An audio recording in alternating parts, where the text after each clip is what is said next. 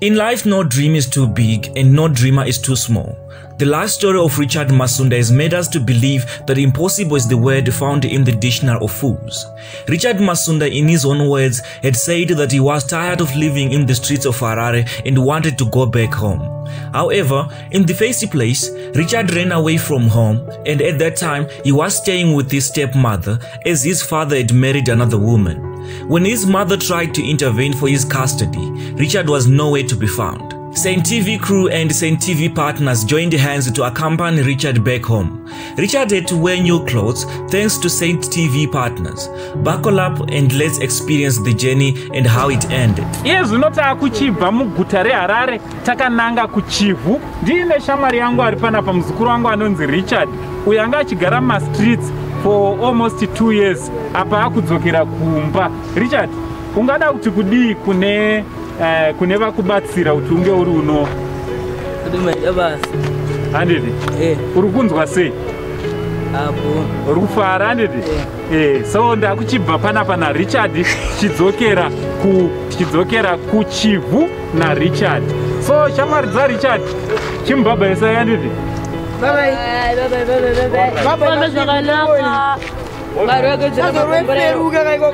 Richard akudzokera vanhu kumba baba zvakanaka mwangu kana zvanaka wandirangarirewo.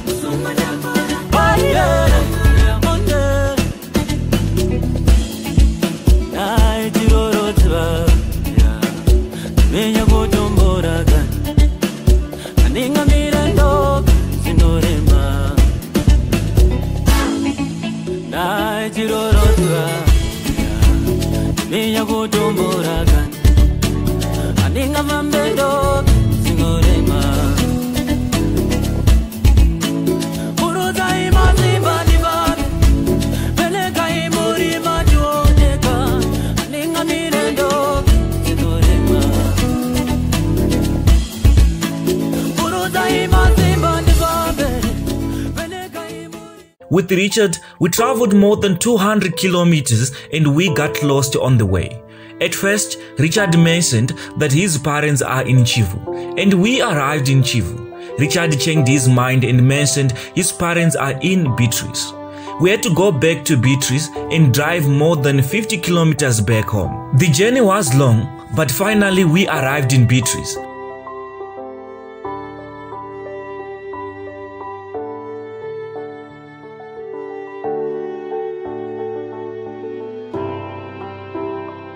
We managed to find Richard's house and spoke to his parents about the issue. Surely it was a surprise. They did not know that we had a big surprise for them. Let's find out more. Magadi tiri nani. Tinonzo Uncle Saint. Tinobva kune inonzi Saint TV iri pa YouTube nepa Facebook. So takanzwa kuti mune mwana mukomana wenyu wamusiri kuona. Ndo nyaya yatafambira nasi.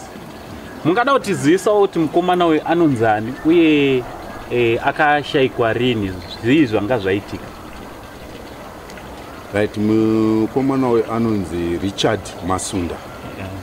Right, Richard Masunda mushure mekunge mai nababa vasiyana. Then vamai nababa vasiyana takazosvika isusu inini chivandazowanana namai vacho. Baba vacho ndobva vawanawo mudzimai pavanova vainayo. Saka ane munin'ina wake anonzi Anesu Masunda ndiye anga ari mudiki. saka pandakatorana navo tobva tati avo baba vacho vanga varorawo saka Richard airarama nastepmother. Saka zvairarama nastepmother vaigara vachimushungurudza vachiita sei. Saka ininiwo kunoku sezvo ndina amai vacho takamboenda kupolisi tikanoripota vakati kana ari kuna baba vacho imimi sastepfather siyai ari nababa vacho kusvikira zvichingonetsa akambonzi asungwa nemapurisa ari kushaya chikafu ari kuita sei right. Saka takazonzwa isi kuti ashaika haasisiko then tanzwa kuti haasisiko takazonzwawo nevamwe vakati Richard ari kuwanika ari kuma-street kids mutown. Saka munin'ina wacho haapo panapa angari panapa mai manje ndobva ndatorana naye tobva taenda kunomutsvaga kwemazuva. Saka ndine mwana wangu mwanoshanda mutown anoita paRed Cross paya ndobva toti akambomuona amuona kudaro ndobva toda kumubata zvazvo saka ndvaita zvemaguru ndobva angotiza. Saka hatina kuzomuona futi zvachose. Aiwa tiri kunzwa chinova chinhu chinorwadza sevabereki shuwa kuti mwana ari ndichida kubvunzawo amai vaRichard kuti munonzwawo sei mwana zvaasipo. Nyaya iri kudya mwoyo iri kutambudza zvisingaiti. Chakaitika ndezvoti baba vacho vaida vana ava vese. Alright. Ava vakati hazviti mudiki ngatigare naye atovapo mutuku. Alright. Gara naye wacho anotoenda kuchikoro. Saka tichibva tamutora mudiki tichibva tagara naye nanhasi anongogara semwana panapa hapana kana chakaipa.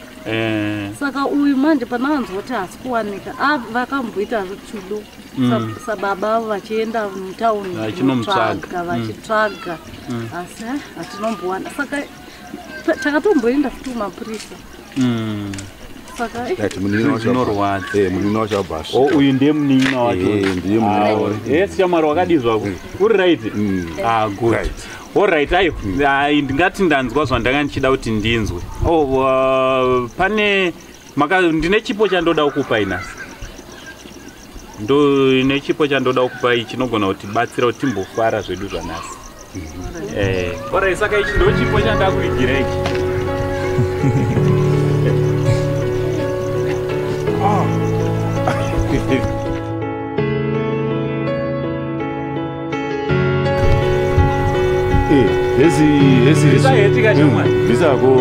Richard.